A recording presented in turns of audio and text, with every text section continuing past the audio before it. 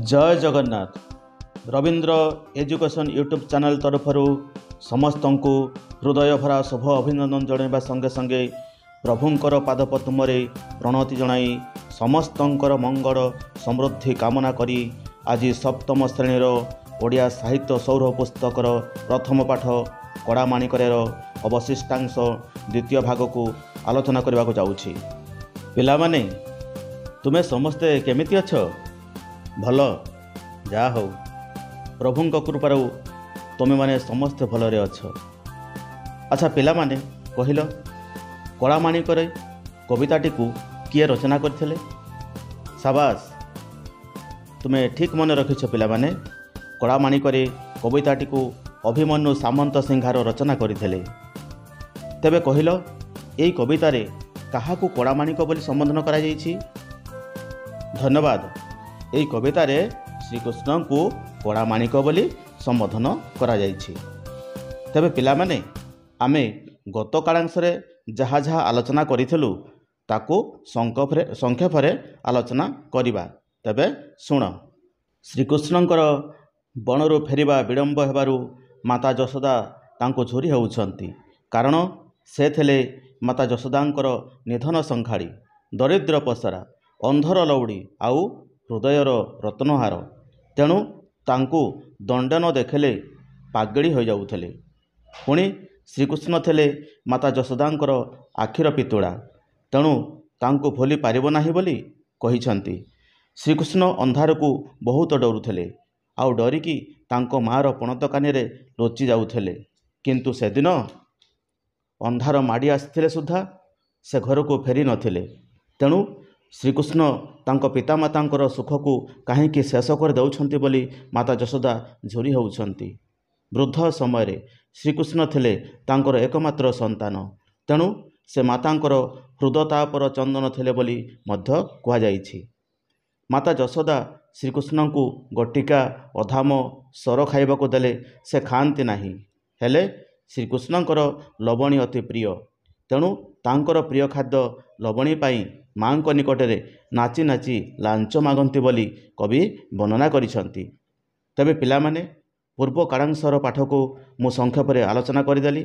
वर्तमान शुणिबा द्वितीय भाग को, अर्थात सप्तम पदरु द्वादश पदर पद्यावृत्ति, कठिन शब्द एवं भावार्थ को। तोड़ी मु धोइले गड़ी होई जाओ तो हे, तो दुर्बल देखी काहीं पशिबई मोहि कड़ा माणिक रे।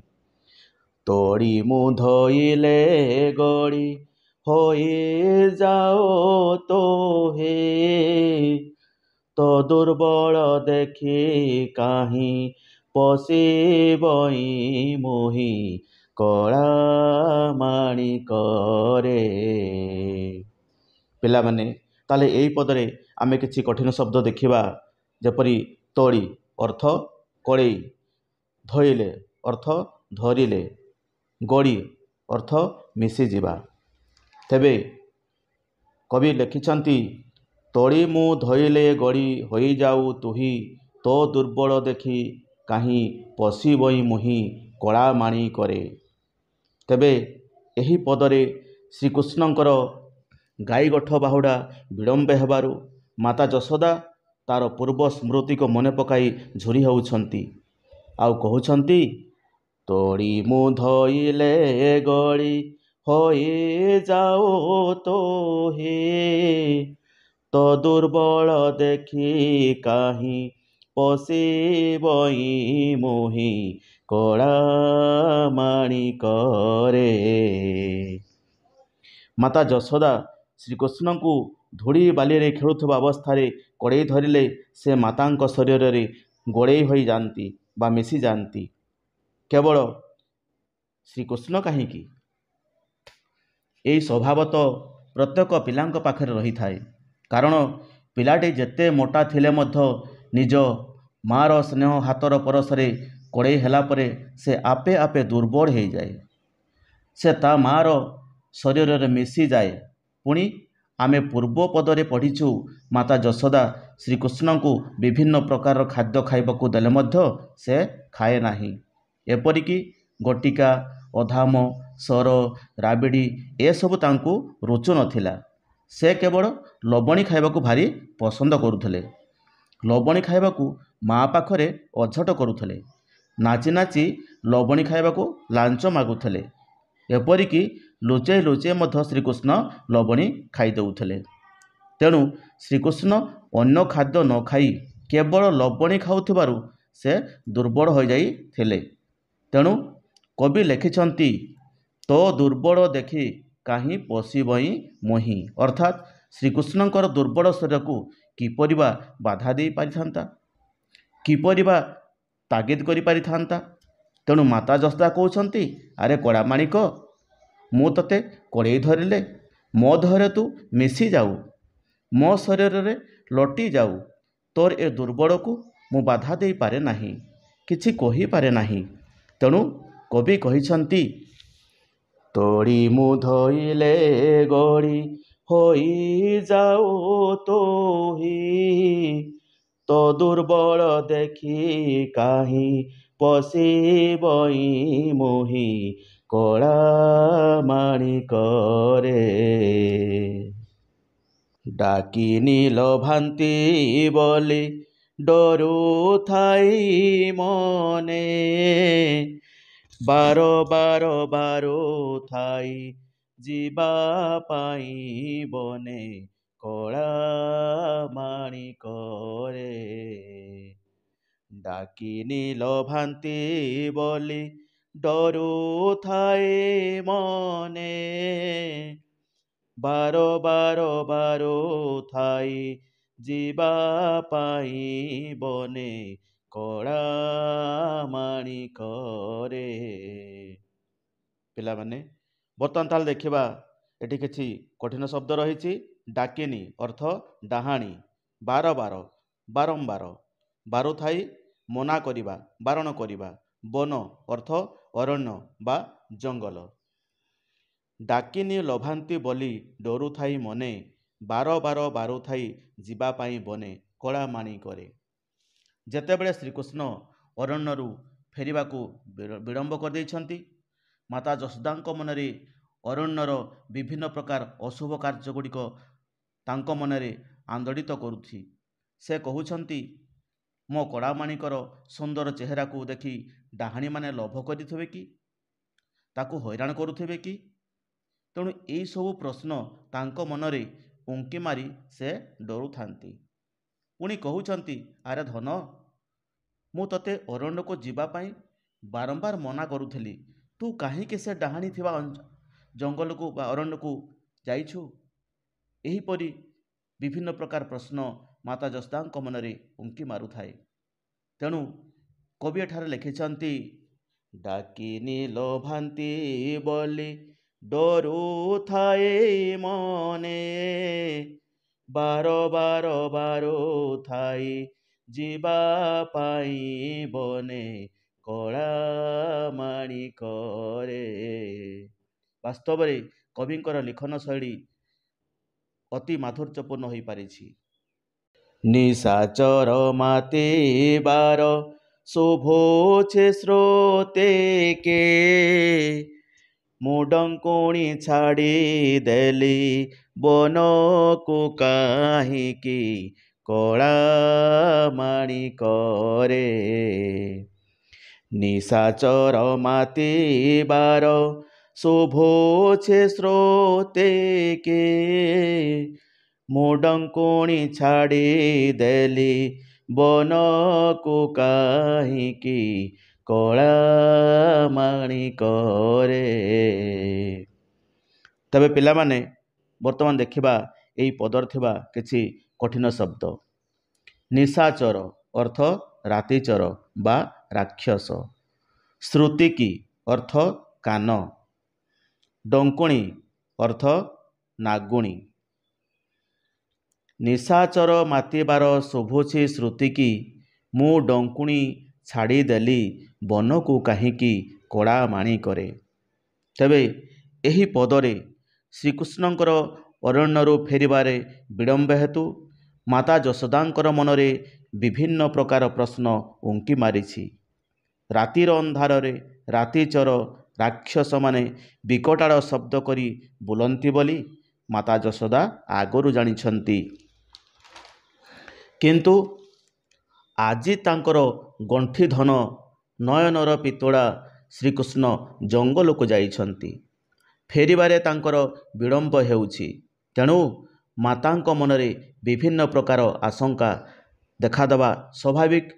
ଏହି ପଦରେ ମାତା ଯଶୋଦା ନିଜକୁ ଧିକ୍କାର କରିଛନ୍ତି, ନିଜକୁ ନିନ୍ଦା କରିଛନ୍ତି। ସବୁ ଜାଣି ଜାଣି ଶ୍ରୀକୃଷ୍ଣଙ୍କୁ ବିପଦ ମୁଖକୁ ଠେଲି ଦେଇଛନ୍ତି ବୋଲି ଭାବୁଛନ୍ତି। ଆଉ କହୁଛନ୍ତି ରାତ୍ରି ସମୟରେ ନିଶାଚର ରାକ୍ଷସମାନେ ବିକଟାଳ ରଡ଼ି ଛାଡ଼ି ଜଙ୍ଗଲ ସାରା ବୁଲନ୍ତି। ଆଉ ସେମାନଙ୍କର ସେହି ବିକଟାଳ ଶବ୍ଦ କାନକୁ ଶୁଭୁଛି। ତେଣୁ ମାତା ଯଶୋଦା ନିଜେ ଭାଙ୍ଗି ପଡ଼ି ନିଜକୁ ନିନ୍ଦା କରି କହିଛନ୍ତି, ମୁଁ ନାଗୁଣୀ, ମୁଁ ଡାହାଣୀ, ମୁଁ ସବୁ କଥା ଜାଣି ମୁଁ ଆଜି ମୋର ନୟନର ପ୍ରତିମାକୁ କାହିଁକି ଜଙ୍ଗଲକୁ ଯିବାକୁ ଅନୁମତି ଦେଲି।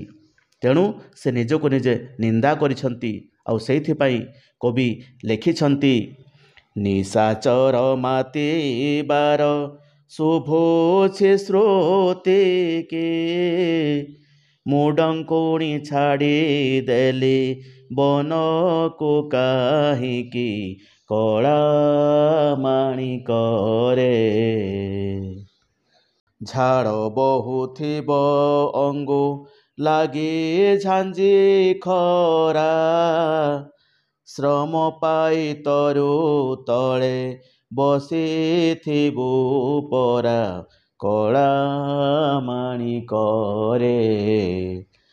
ଝାଡ଼ ବହୁଥିବ ଅଙ୍ଗୁ ଲାଗି ଝାଞ୍ଜି ଖରା, ଶ୍ରମ ପାଇ ତରୁ ତଳେ ବସିଥିବୁ ପରା କଳା ମାଣିକରେ।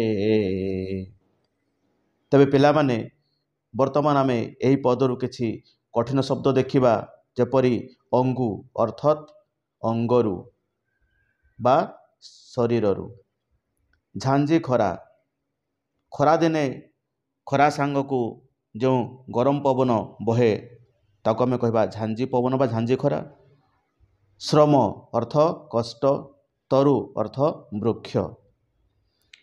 ଝାଡ଼ ବହୁଥିବ ଅଙ୍ଗୁ ଲାଗି ଝାଞ୍ଜି ଖରା, ଶ୍ରମ ପାଇ ତରୁ ତଳେ ବସିଥିବୁ ପରା କଳା ମାଣିକରେ। ଏଠାରେ ମାତା ଯଶୋଦା ଆଉ ଏକ ଘଟଣାକୁ ମନେ ପକାଇ ବିବ୍ରତ ହୋଇ ପଡ଼ିଛନ୍ତି।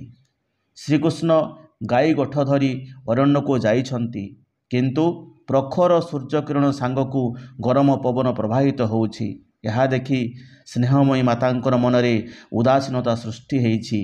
ସେ ଭାବୁଛନ୍ତି ସୂର୍ଯ୍ୟଙ୍କର ତେଜସ୍ୱୀ କିରଣ ସହିତ ପ୍ରଖର ଝାଞ୍ଜି ପବନ ପ୍ରବାହିତ ହେଉଛି।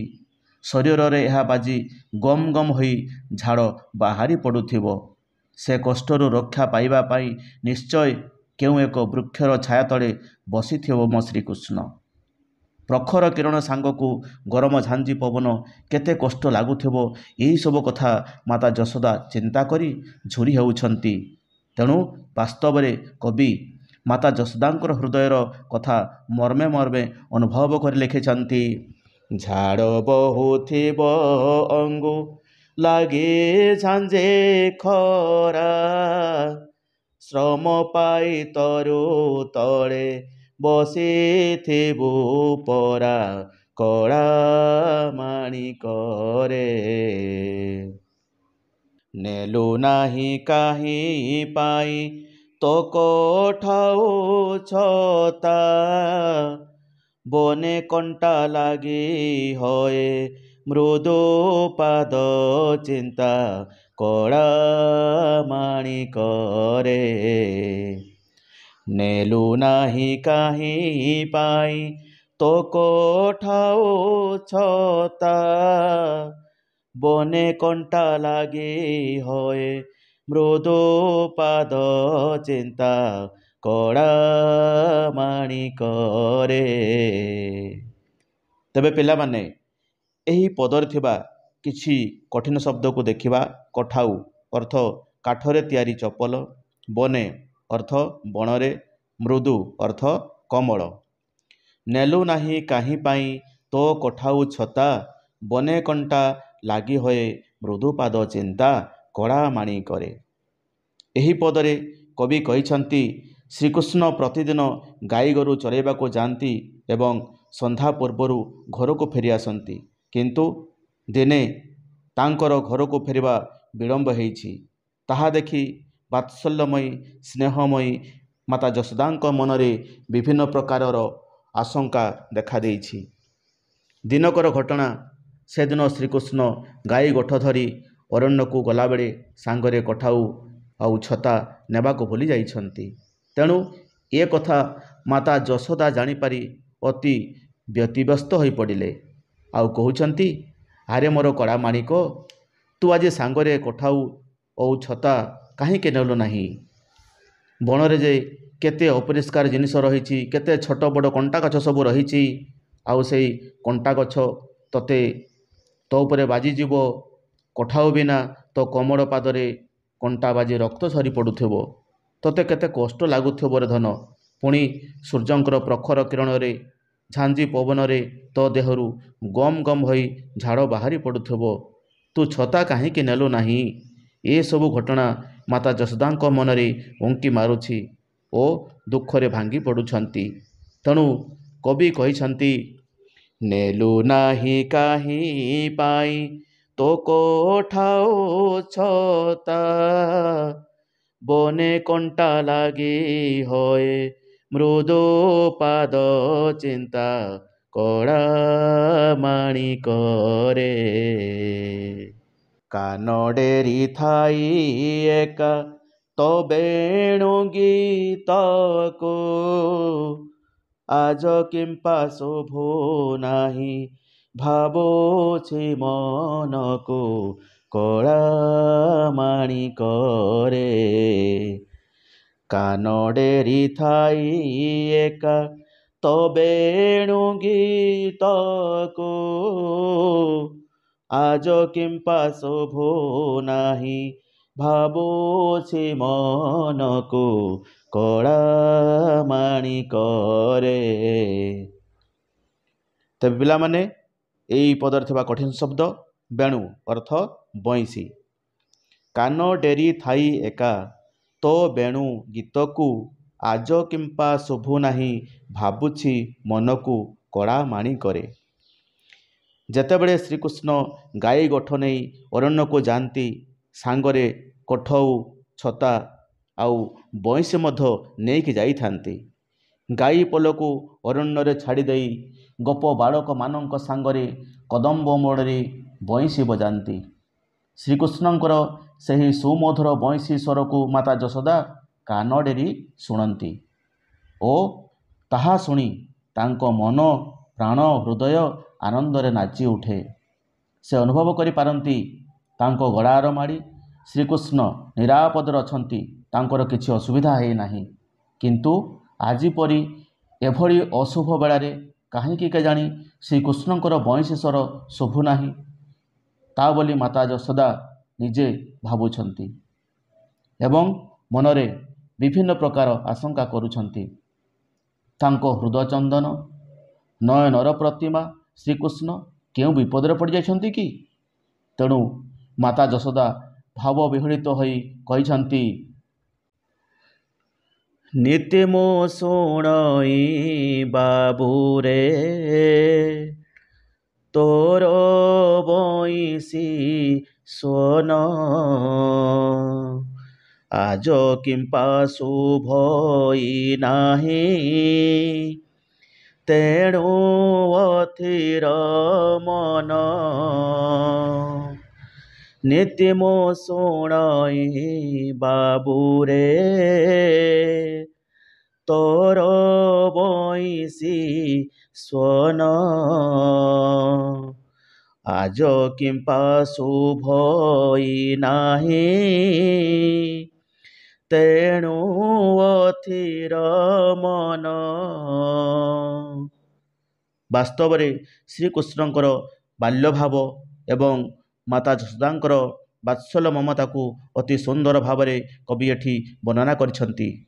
ଆଉ ଲେଖିଛନ୍ତି, କାନ ଡେରି ଥାଇ ଏକା ତୋ ବେଣୁ ଗୀତକୁ, ଆଜ କିମ୍ପା ଶୋଭୋ ନାହିଁ ଭାବୁଛି ମନକୁ, କଳା ମାଣିକରେ।